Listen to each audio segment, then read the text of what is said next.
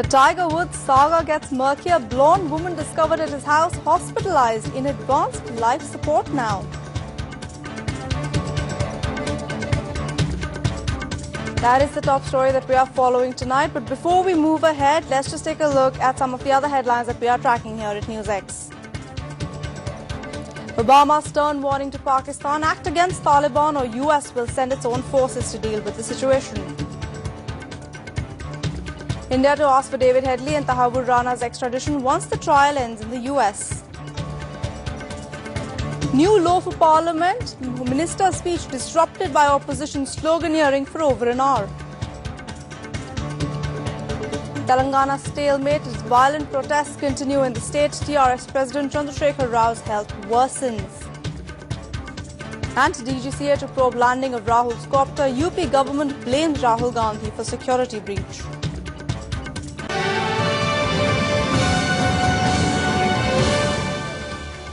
Now, India would start the process to get David Headley and his associate Tahabur Rana deported once the trial ends in the US. Investigators here are also preparing to question the alleged Lashkar-e-Taiba operative arrested by the FBI.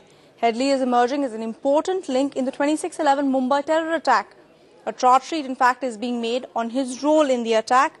So far, investigations show that Headley activated a local module for the 26/11 attack and established sleeper cells. Headley visited India 5 times in 2006, 2007 as well as 2008. He also took boat trips to mark potential landing sites for the terrorists. Now it remains to be seen how the charge sheet would affect that 26/11 trial. Now joining us live is Deepak Bajpai, who's been tracking this story. Deepak, this fresh request, or actually a reiteration of the request of extradition, what really now is the future course of action here? Well, with the FBI already filing a charge sheet against Headley, indicting him for his role in 26/11 attacks, India now has a solid ground to press for extradition of Headley and Rana. So now the future course of action will be, since the case is already registered with NIA and is being investigated, and as today a statement came that NIA will be filing a supplementary charge sheet in 26/11 attacks, he'll be made an accused in the ongoing case or in the ongoing trial. And after that, a valid warrant will be issued against his name, and then only India can press for his extradition. So this is what is going to happen, but India will have to wait till the time trial in the US is over against Headley.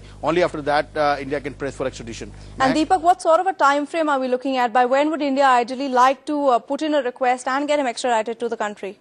No, there's no timeline to when India can really get an access to Headley and Rana. But of course, once the warrants are issued, they should not take more than a month's time. Then India will start processing its extradition request, because it's a very tedious and complicated process. So it involves a lot of paperwork. So the process should start in a month's time. Right, Deepak. Thank you so much for getting us that update there. Moving on, in fact, to other news now. In a blunt warning, United States has threatened to send its troops to Pakistan. The New York Times reported that the unilateral action could be taken to shut down Taliban and other terrorist camps in Pakistan. The US will take such action if Islamabad does not take decisive action against these terror groups. The Americans want the Pakistanis to target Haqqani network based in North Waziristan. They also want action against Taliban Supremo Mullah Umar and others who are believed to be hiding in Balochistan. Now, the Times reported that the US was prepared to take unilateral action to expand predator drone attacks beyond the tribal areas. The report says the blunt message was delivered when Obama's national security advisor and the White House counterterrorism chief met with the heads of Pakistan's defense services last month. US officials said the message did not amount to an ultimatum. They said it was only intended to prod a reluctant Pakistani military to go after the Taliban in the country.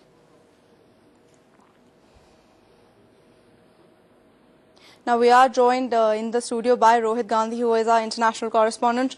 Rohit, just tell us a little bit more really about the tone of this warning coming to Pakistan, because on one hand it really seems like a warning, on the other hand US officials saying that it's more of prodding Pakistan.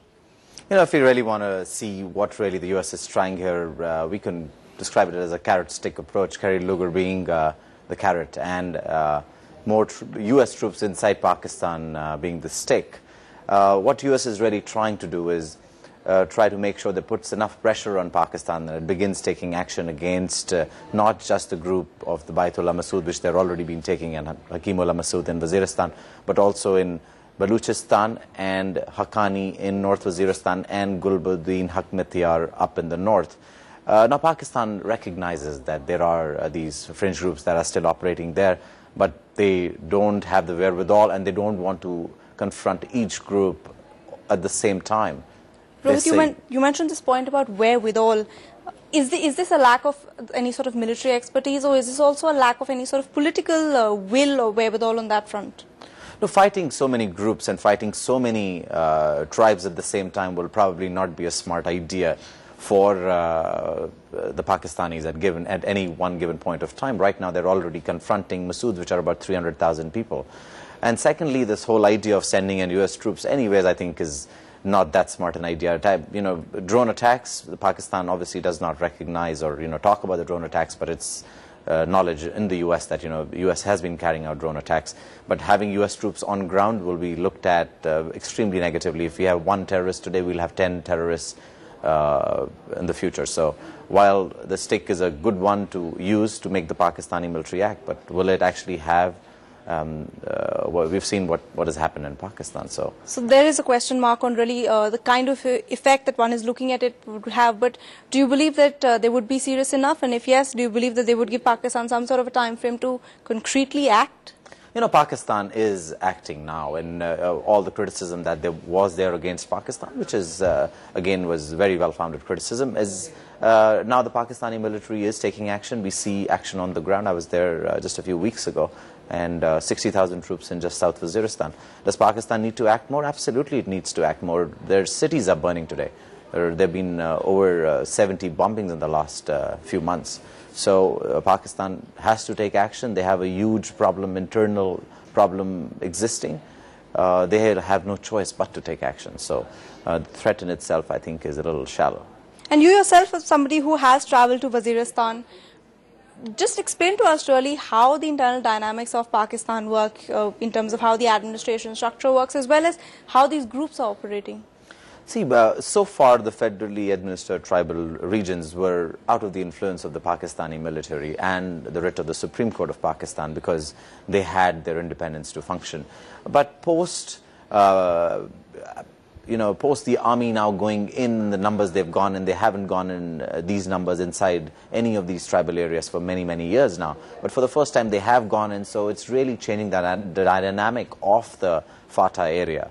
And I spoke to many senior officers in the Pakistani administration, and they said this is going to become the tone of Pakistan's relationship with the FATA areas. So very different place Pakistan, very different place the FATA area now. And I think that is going to set the tone of what Pakistan is going to be in the future. And can we really place any sort of a timeline on how we would see things change, if yes, within Pakistan at least? See, when we look at South Waziristan itself, this is going to take months. Then we talk about North Waziristan, then we talk about Baluchistan. I think we're talking at maybe looking at a year that this is going to go on. This is not going to finish tomorrow. We've seen the Americans went into Afghanistan in 2001 and they thought it'll be over in 2 years. We're in 2009 today. So I think it's not a short-term war. It is a long-term war and only can be fought if we can sustain an effort against the Taliban. And what really has prompted this sort of a warning, if we could call it, or a prodding, as the US officials now want to call it? What has prompted I think they're pushing them in the right direction. They've certainly been pumping money for the Pakistani army. They want to come across as not just pumping money, but also somebody who can put enough pressure on Pakistan to act. Does the Pakistani military and the government act? Absolutely, it does act. But if it begins to work under complete US pressure, then its own population will go against it. So the Pakistan also must draw that line very, very finely and walk that line very carefully on how much of the US pressure it is going to take, and if it is going to begin reacting each time the US pressurizes Pakistan. At the same time, Pakistan is also dealing with a series of explosions, a series of terror attacks happening within the country. So how really are they handling that bit of it, along with really acting on the Taliban? The terror attacks are an outcome of what we see in South Waziristan or any of these tribal areas. The tribal areas are obviously angry. What they have is these sleeper cells which are already in place. They've got already advanced dates planned where they'll be bombing. The last attack we saw in Rawalpindi, senior general lost.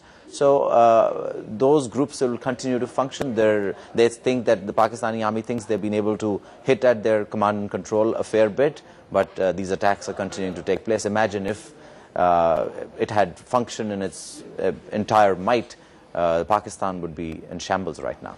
Right, Rohit. Thanks for providing us an update as well as a perspective really on the situation in Pakistan coming on the heels of this new stern warning issued by the US. But just moving on to other news now, of course, the news from Tiger Woods is turning from funny to sinister. The Tiger Woods saga, in fact, has taken many twists and turns, but this is possibly the worst. An unknown woman has been taken from his home at an odd hour of the night. So what exactly is going on?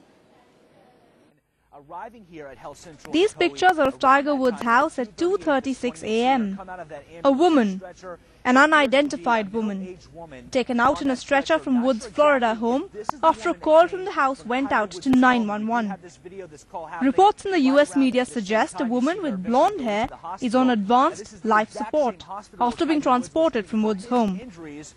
Tiger's wife, Ellen Nordegren, is blonde, but we aren't quite sure if the woman in question is Ellen. So far, it was fun and games and plenty of speculation over Tiger's activities. Tiger Woods' sexcapades was zipping much like his scorecard after a good day of golf. This is beyond marital infidelity, beyond jokes over his billions that are being spent to brush all of this under the carpet. So who is this woman? We believe this is the woman who was taken from Tiger Woods' home around 2. Is she Tiger Woods' wife? Is drug overdose a possibility? Is attempted suicide a possibility? Is abuse at Tiger's hands a possibility?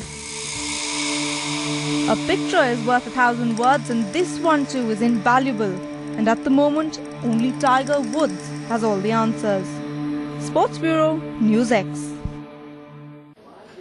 And our correspondent Arjun Chatterjee joins us for more on this. Arjun, so far, of course, it was all fun and games when it came to Tiger Woods. So far, we were all punning on his drive and his ability really not to drive his car very well. But this is really not the way you would want events to turn.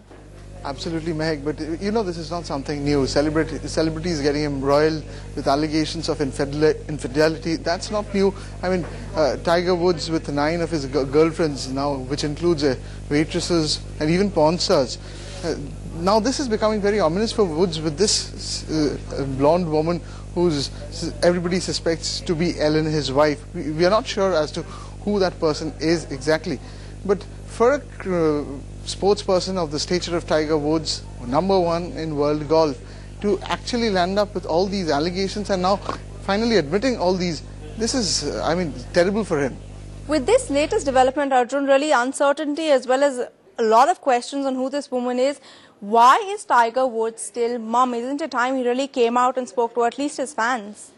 It is time, probably, but we were reading the internet and there are reports across the net which says that Tiger Woods may be really a sex addict. Now, something of this sort being put on Tiger Woods, that itself is very distracting for somebody of the stature of Woods. It's difficult to say whether Woods will be able to come back in the right form on the golf course, but for the moment, his house is in total doldrums and he has to first take care of his family. And Arjun, you make that point really about him getting back on the course. How soon would we expect him back, and really, do you expect him to get all those birdies once again? Well, Mike, that's a question I think even Tiger Woods cannot reply at the moment because he is in total shambles and there are so many things to take care of. He has almost agreed, I mean, rumors are there that he'll come on an Oprah Winfrey show where he'll reveal everything. But even before that, an incident of this sort, some particular blonde woman being carried out on a stretcher, everybody suspects that's his wife, Ellen. And so many things are happening, circling Tiger Woods, that it's really hard for him to focus on the golf course at the moment. But let's see how the drama unfolds. Right, Arjun, if I may dare say, Tiger Woods' career there also in shambles. Thank you so much for that update. We will, of course, come back to you as and when there is some more news coming on that. We also have some more sports news coming up, but that is little later in the bulletin. So continuing with our news updates, amidst continuous din by the BJP members, the Home Minister made his reply on the debate on the Libahan report. Chidambaram told the Lok Sabha that the then government in UP failed to protect the Babri Masjid. This was after it promised the Allahabad High Court to safeguard its security. He also said the BJP broke every single